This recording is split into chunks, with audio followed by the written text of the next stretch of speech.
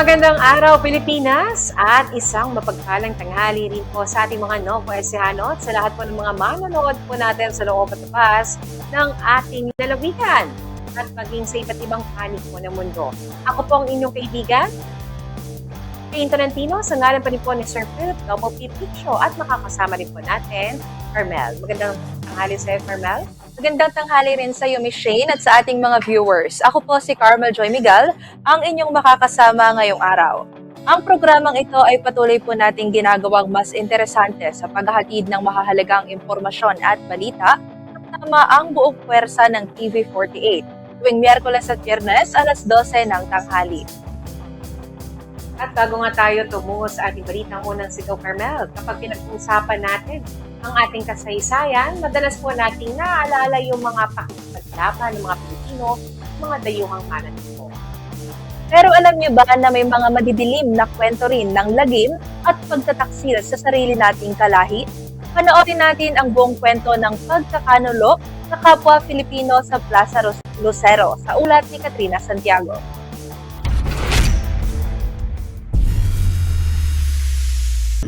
Kung napadaan ka na sa Plaza Lucero sa Kabanatuan, baka iniisip mo, normal lang itong parke.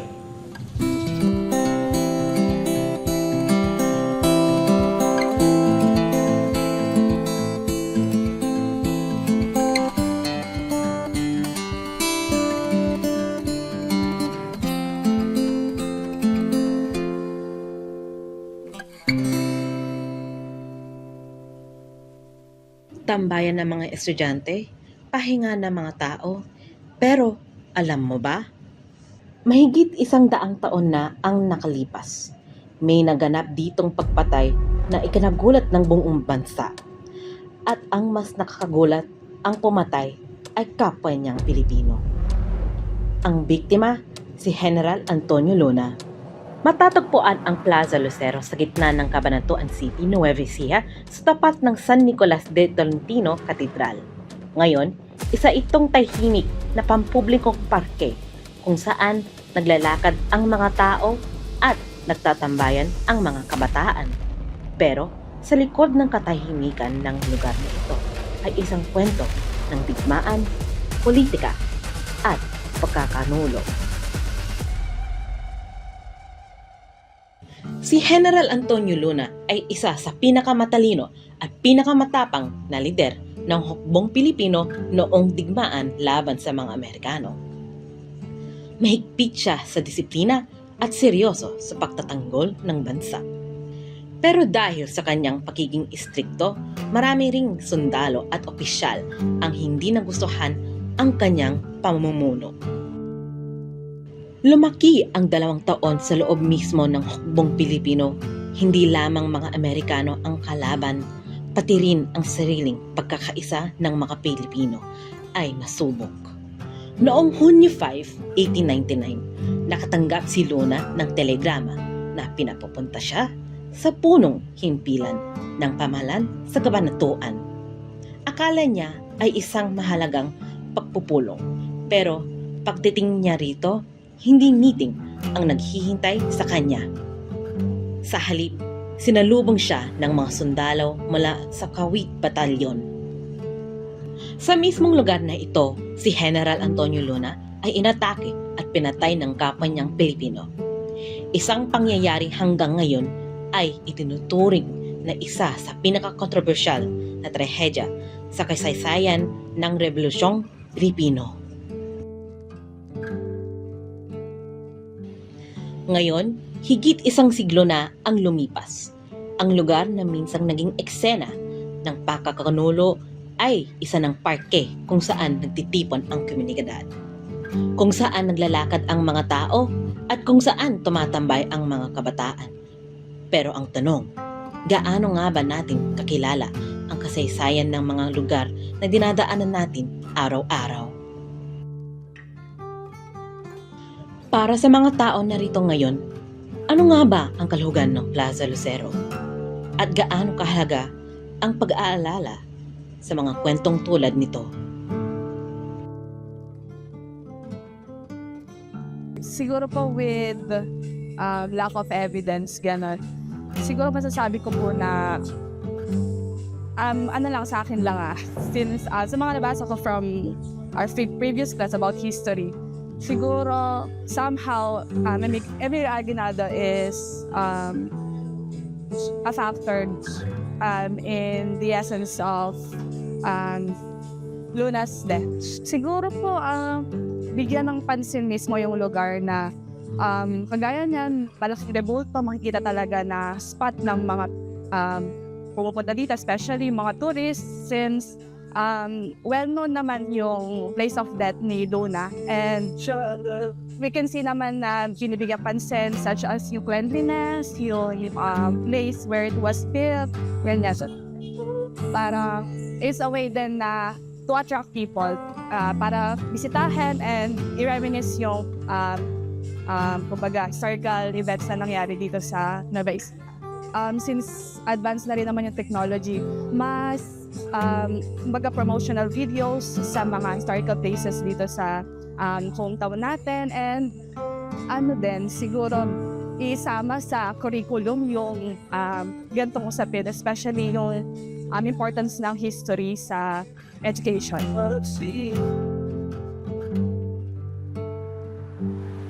Ang kasaysayan ay hindi lang tungkol sa laban sa mga dayuhan. Minsan, ito rin ay kwento ng mga Pilipinong nagkalaban sa isa't isa. At sa mga lugar tulad ng Plaza Lucero, ang mga kwentong iyon ay patuloy nagpapaalala sa atin na ang tunay na lakas ng isang bansa ay nagmumula sa pagkakaisa ng kanyang mga mamamayan.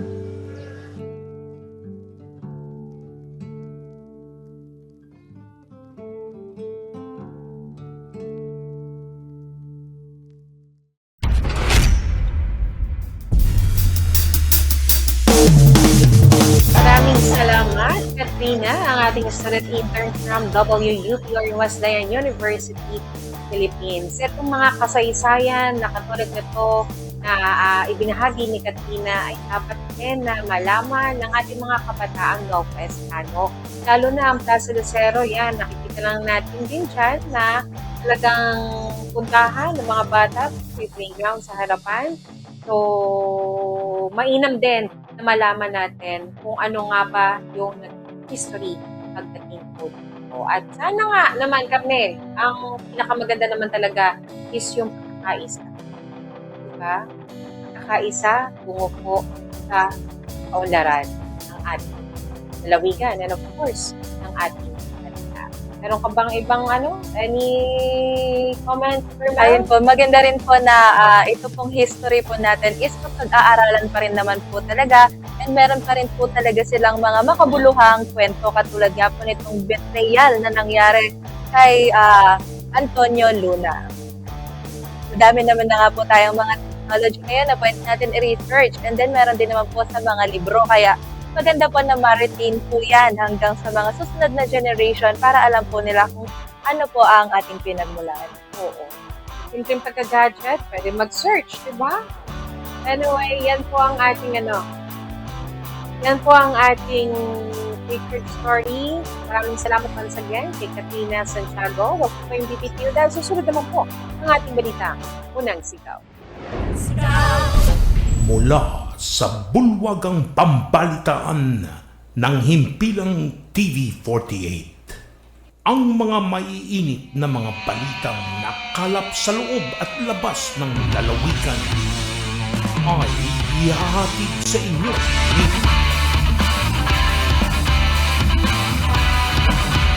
Philip W. Dixon kasama sina Shane Valentino,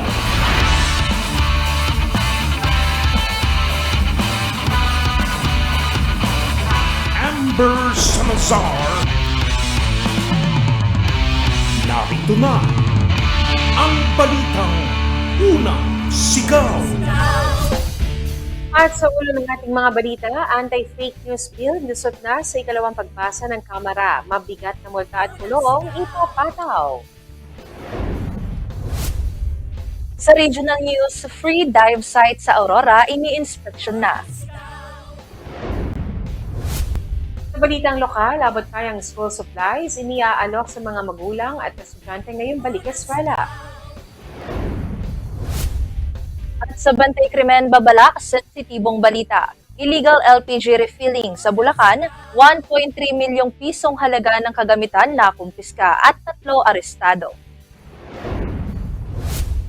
Viral news, anak ng PWD at single parent na nagtitinda ng balot, nakapagtapos bilang awarded education graduate. Samantala sa Showbiz Roundup, Pinoy fan, literal na kinoronahan ni Laufey dahil sa angking fashion sense sa kanyang Manila concert. Issue ng engagement at kasalan nina Julia Barreto at businessman Lucas Lorenzo, bawal ngayon sa viral ngayon sa social media. At gusto ko nang ibalik ang dati kong muka, RC Munoz, nagtapat tungkol sa kanyang pagpaparitoke. At narito na nga po mga balita sa oras na ito. Anti-fake news bill. Lusot na sa ikalawang pagbasa ng Kamara. Mabigat na multa at kulong ipapataw. Anti-fake news bill ang pinagtibay ng Kamara sa ikalawang pagbasa upang masugpo ang pagkalat ng mga maling impormasyon. Sa ilalim po ng Digital Media Anti-False Information Act o House Bill No. 9465, magiging mahigpit ang bansa laban sa disinformation. Si House Majority Leader Sandro Marcos ang isa sa mga pangunahing may akda ng panukalang ito. Ayon sa kanya, ang maling balita ay balita ng pambansang seguridad. Sa makatuwid, nais ng batas na panagutin ang mga sadyang nanlilinlang sa publiko. Hindi layunin ng panukala na patahimikin ang mga kritiko ng pamahalaan. Gayunpaman, layo nitong protektahan ng mga mamamaya mula sa mapanirang destabilisasyon. Mabigat na parusa ang kakaharapin ng mga mapapatunayang guilty sa pagkakalat ng peking balita. Ang mga lalabag ay maaaring mabilanggo mula 6 hanggang 12 taon. Bukod dito, magbabayad din sila ng multa ng 500,000 pesos hanggang 2 milyong piso. Sa kabilang banda, mas lalo pang pabibigatin ng parusa para sa ilang sektor. Kabilang dito na nga ang mga opisyal ng gobyerno at mga miyembro ng media. Kasama rin sa babantayan ng mga social media influencer na may malisyosong intensyon.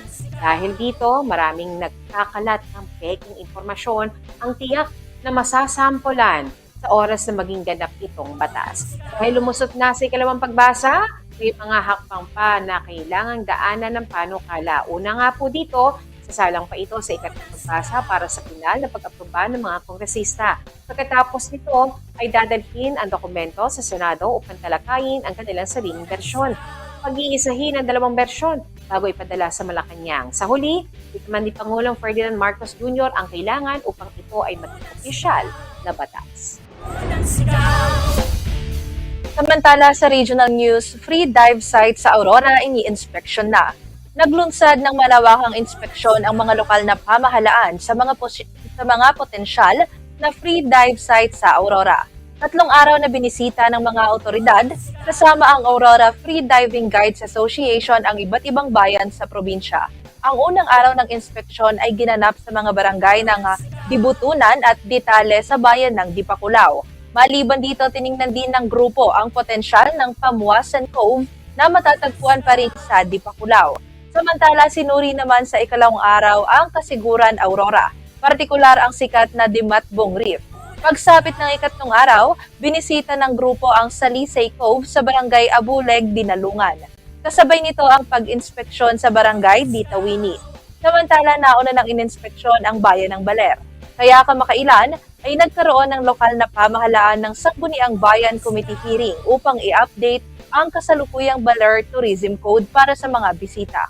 Ang pangunahing layunin ng talakayan ay ang pagbuo ng mga ordinansang magtataguyod ng ligtas na snorkeling activities at free dive sites sa Aurora. Bukod dito, binigyang diin ng komite ang kahalagahan ng marine ecosystem at proteksyon sa kalikasan. Magiging malaking tulong din umano ang panukala sa kabuhayan ng mga lokal na diving professional sa lugar. Payo ng mga otoridad na mag-book lamang sa mga licensed guides lalo na tuwing may malalakas na alon mula Oktubre hanggang Pebrero. Sa pamamagitan ng mga hakbang na ito, mas lalakas ang tourism industry ng buong probinsya dahil sa mas ligtas at maayos na sistema para sa mga turista. Sa balitang lokal, abot kanyang school supplies, siniaalok sa mga magulang at estudyante sa balik eskwela. Isasigaw ni Elsa Navalio. Habang papalapit ang pagbubukas ng klase, sinisikap ng maraming magulang at estudyante na makatipid sa pagbili ng mga gamit sa paaralan. Kaya naman, nag-aalok ang Yeshua Retail OPC ng iba't ibang school supplies sa mas mababang presyo para makatulong sa paghahanda ng mga pamilya ngayong balik eskwela. Mabibili sa kanilang tindahan ang mga notebook na nagkakahalaga ng 95 pesos hanggang 125 pesos ang kada bundle o 10 piraso, may cover man o wala. Nasa 90 pesos hanggang 115 pesos naman ang kada bundle ng mga pad paper. Mayroon ding ballpen na nagkakahalaga ng 50 pesos hanggang 125 pesos kada kahon, lapis na nasa 30 pesos hanggang 110 pesos kada dosena, at bond paper na naglalaro sa 155 hanggang 183 pesos. Kabilang din sa kanilang mga paninda ang ruler na nagkakahalaga ng 42 pesos ang kada dosena, folder na mula 6 pesos and 50 centavos hanggang 7 pesos ang kada piraso, glue na nasa 14 pesos hanggang 17 pesos, at plastic envelope na may handle na mabibili sa halagang 42 pesos ang kada isa. Bukod dito, marami pang ibang school supplies na maaaring pagpilian ng mga mamimili. Ayon kay Julia Madelo ng Yeshua Retail OPC, mas malaki ang matitipid ng mga mamimili kapag bumibili ng nakabundle o kada kahon dahil may nakalang deskwento ang kanilang tindahan. Mas nakakamura po kasi sila pag nakabundle yung bibilhin or per box po kasi may less po kami, may discount. Dagdag pa ni Madelo, hindi na kinakailangan pang bumiyahe sa Divisoria o Baclaran upang makahanap ng murang school supplies dahil maaari ka nang makabili ng kompleto at abot kayang gamit sa paaralan sa kanilang tindahan sa Cabanatuan City. Hindi niyo po na po kailangan pumuntang Divisoria kasi meron na po kaming mas murang items po dito sa Cabanatuan, Paco Room, hindi masalang po. At saka meron kaming mga pad papers dito na mas mura pag naka-per box po siya. Kaya di niyo na po kailangan pumuntang Divisoria kasi meron na po dito. Matatagpuan ang Yeshua Retail OPC sa Pacroman Street, Barangay de Carma, Cabanatuan City, katabi ng BDO, kung saan maaaring mamili ng mga school supplies para sa nalalapit na pasukan nang hindi kinakailangan lumuwas pa sa ibang lugar. Kasama si Jeff Gonzalez at Smiles Petron III, Elsa Navalio, para sa Balitang Unang Sigaw. Sa Bantay Krimen, babala po sa mga manunood, kailangan po ng patnubay ng inyong mga anak dahil sensitibong balita po ito. Illegal LPG refilling sa Bulacan, 1.3 milyong pisong halaga ng kagamitan na kumpiska. 3 arestado. Isisigaw ni Clariza de Guzman.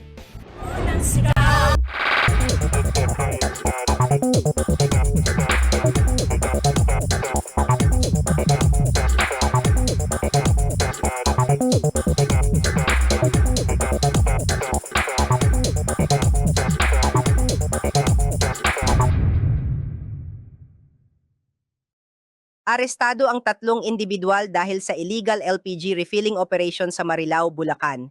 Sinalakay ng CIDG at lokal na pulisya ang warehouse sa likod Bisita, Loma de Gato, Marilao. Isinagawa ang operasyon sa bisa ng search warrant mula sa korte. Kinilala ang mga sospek bilang sina alias Tina, Ram at Dan. Pawang empleyado umano ang mga sospek ng sinalakay na warehouse. Naaktuhan umano ng mga autoridad ang aktibong illegal na LPG refilling operation. Kaya agad na kinumpiska ang 9 na refilling heads na may weighing scale at LPG hose. Nasamsam din ang refilling hose, motor compressor at cylinder tank na may tatak na Phoenix. Tinatayang nagkakahalaga ang mga kagamitan na ito ng mahigit 1.3 million pesos. Nahaharap ang mga sospek sa kasong paglabag sa LPG Industry Regulation Act o Republic Act 11592. Ako po si Clariza de Guzman para sa Balitang Unang Sigaw. At sa viral news, anak ng PWD at single parent na nagtitinda ng balot ang kapagtapos bilang awarded education graduate. Isisigaw ni Jovelyn Astrero.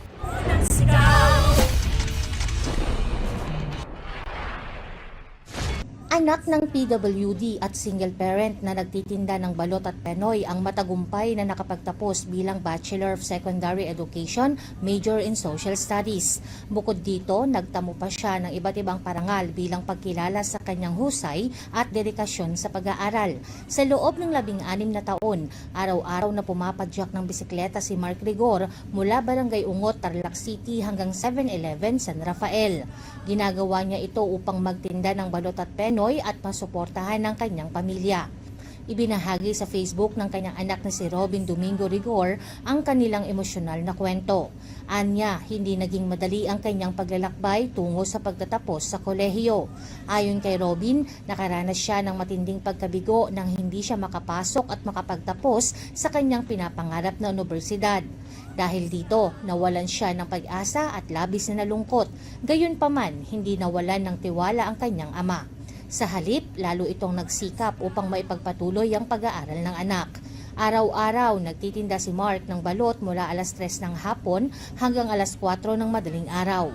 Sa kabila ng kanyang kalagayan bilang PWD at single parent, hindi siya sumuko sa hamon ng buhay. Habang pinanghihinaan ng loob si Robin, patuloy namang nagsikap ang kanyang ama. Dahil dito, naging inspirasyon niya ang tiyaga at determinasyon ng magulang. Nagpasalamat din si Robin sa kanyang inang si Kathleen Domingo at kay Robert Pineda.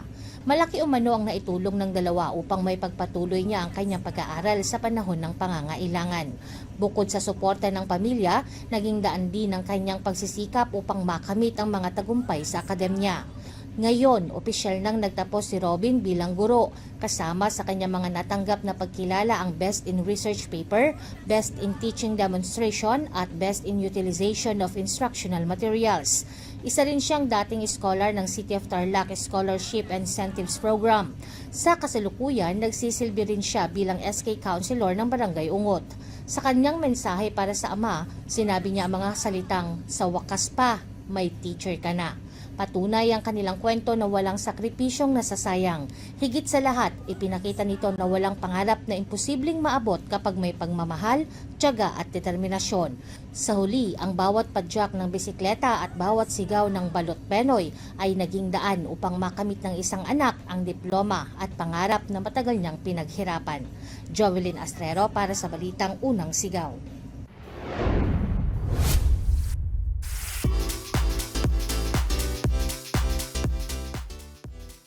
I wanna look like my old self.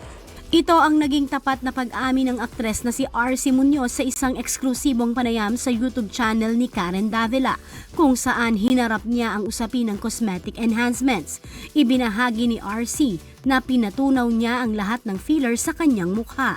Ayon sa aktres, ginawa niya ito matapos siyang pakiusapan ng kanyang ina na nais maalala siya kung paano ang natural niyang itsura noon.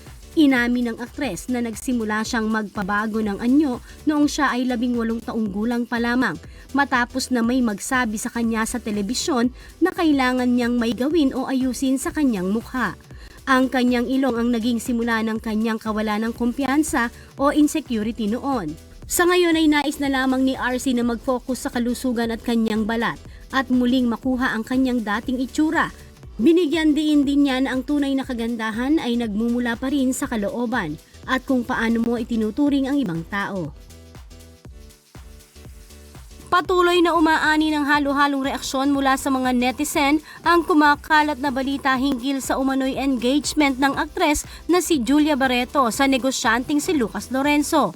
Sa huling episode ng The OG Diaz Showbiz Update, tinalakay ang pag-viral ng isang memorandum mula sa prestihiyosong The Country Club o TCC. Ayon sa ulat, opisyal at permanenteng bawal nang pumasok si Lucas Lorenzo sa nasabing golf club matapos nitong masangkot sa isang insidente kung saan sinipa di umano nito ang windshield ng isang golf cart habang nagaganap ang isang torneo. Dahil dito, ilang netizen ang nagpahayag ng pangamba at tinawag na red flag ang ugali ng negosyante para kay Julia.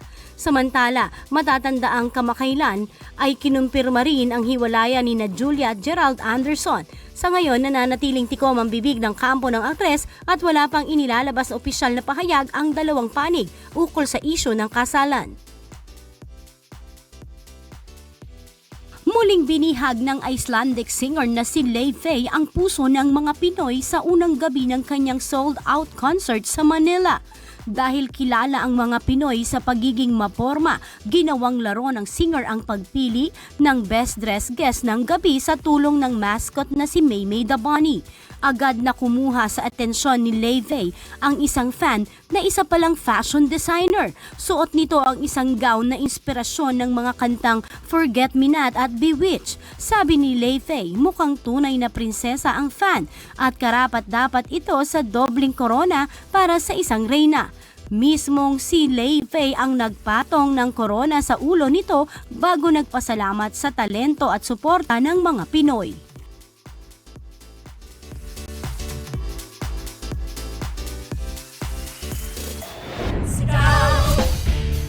At ngayon nga, magbabasa na tayo ng mga mensahe, Carmel. Unang mensahe po galing kay Rosario E. Astura. Sana ganito na lang lahat, edi walang gulo, walang lumalaking problema. Patungkol ito sa... Yung sa negosyante na humingi po ng paumanhin kay Mayor Ponce matapos nga po silang mag-post sa social media na umano'y parang nire-raid po ang kanilang mga meat na kung saan nga po ay kalaunan humingi po sila ng paumanhin dahil wala po daw po umanong kinalaman dito si Mayor sa pagre-raid sa mga meat na kanilang tinitinda at naglabas na rin po ang NMIS ng pahayag, yes po, na bawal po talaga ang pagtitinda ng walang permit and yung mga hindi sumusunod po sa kanilang patakaran ay maaari po talagang kumpiskahin at magkaroon po ng parusa ang nagtitinda. Yan kumbaga naayos naman din dahil nga sa merong pag-uusap. Ika nga. Kaya sabi nga ni Rosauro Astora, sana ganito na lang lahat. Hindi walang gulo, walang lumalaking problema kasi naidaan sa tamang pag-uusap. Yung mensahe naman po galing kay Jaime Labarentos. Congratulations, good job. The pride of Nueva Ecija, mabuhay. Ito'y patungkol sa dalawang atletang taga Central Luzon na nagwagi po ng gintong medalya dito sa Palarong Pambansa 2026 na kasalukuyan pa rin pong ginaganap dyan sa Agusan del Sur. At ito po yung 14 na taong gulang na si Prince Hilly na nanalo sa secondary boys shot put at taga Sanbala siya, mga kaibigan.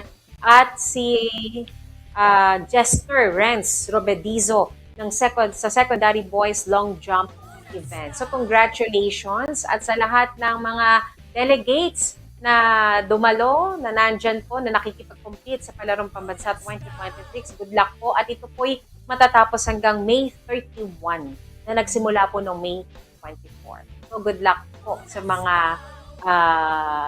pumasok na sa final round.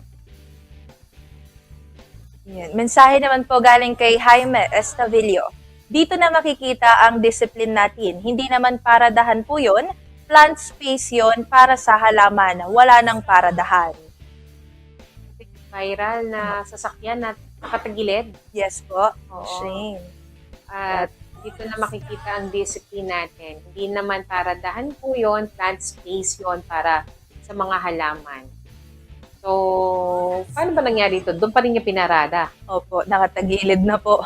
Kasi siningit. Siningit yung kanyang sasakyan. Buti, walang na ano. Anyway, so yan po ang comment ni Kuya Jaime Estavillo. Dito na makikita daw ang disiplinado nating mga Pinoy.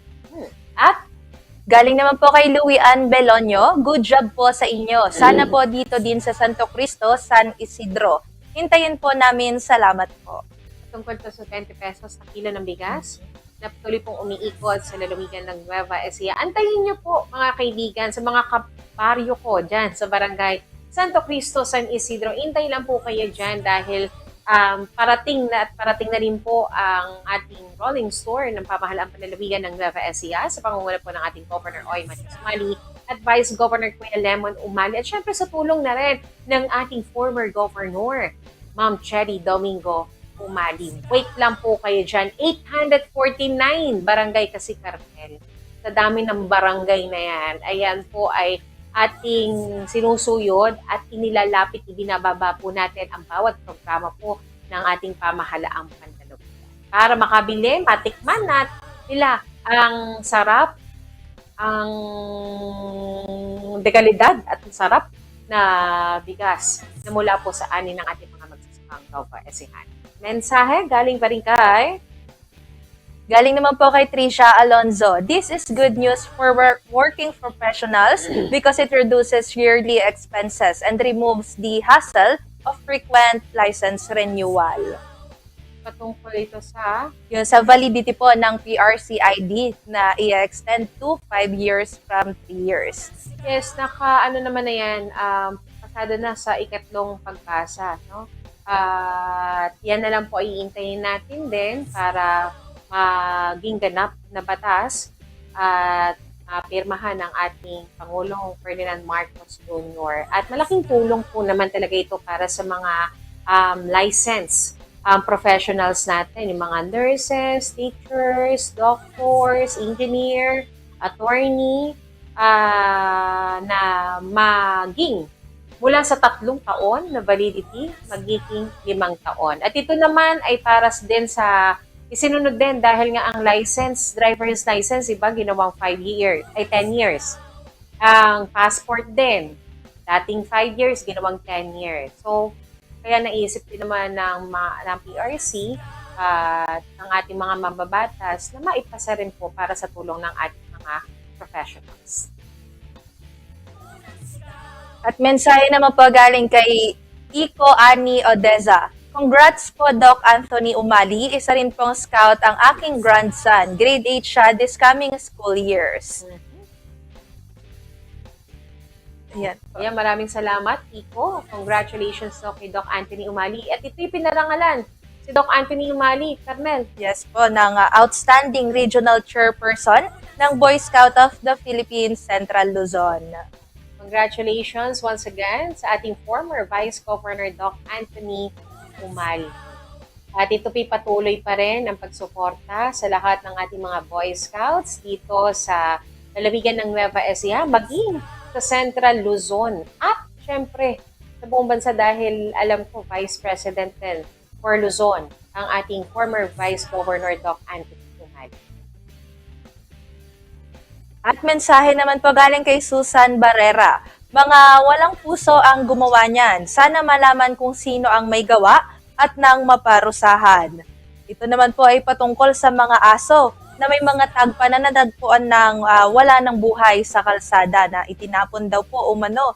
At yun nga po, patuloy pa rin naman po ang investigasyon ng mga otoridad at mayroon din naman pong mga advocates ang mga hayop na nananawagan na sana po maging masusi po talaga ang investigasyon at mapanagot kung sino man po ang may sala dahil hindi man lang po tinapon, wala pong proper disposal. At isa nga rin po sa inilabas po ng hinaing ng mga advocates na ito na wala po kasi umanong mga pet crematorium sa lugar po na ito kaya hindi po naitapon ng maayos. Ngayon pa man po, nawa ay mapanagot po ang may sala. Actually, ang daming mga ganyang mga sitwasyon. Pusa, aso, meron pang kalabaw, baka. Sana po sa mga gumagawa nito, magkaroon naman po kayo ng konsensya. Diba? Nakakadurog din ng puso. May buhay din po yan. No? So, sana nga po, dito po sa 10 yata ito na aso, no? Yes. Na tinapon na lang sa kalsada. Ay, sana po yung mapanagot kung sino man po ang may sala. Alright, Carmel. At yan na nga po ang mga balitang ating nakalap mula sa loob at labas ng ating bansa. Ako pong muli si Carmel Joy Miguel. At ito pong ating programa ay hatid pa rin po sa atin ng DPTV System and Technology. At ako naman po si Shane Tolentino, sa ngalan pa rin po ni Sir Philip Double P. Piccio. At nakasama rin po natin sina Jovelyn Astrero, Clarissa de Guzman, Amber Salazar, Carmel Miguel, Elsa Navallo, Ma'am Milena Bautista Picard, sa ating student intern na si Katrina Santiago, at sa ating tech team, admin, editors, cameraman, and driver Sa ating mga taga-subaybay po, makita-kita po tayo muli sa susunod na linggo, mga araw po ng Miyerkules at Biyernes. Kami po ang inyong mga kaibigang tagapagbalita at kakwentuhan dito lamang po sa ating programang Double P. Love you and happy weekend!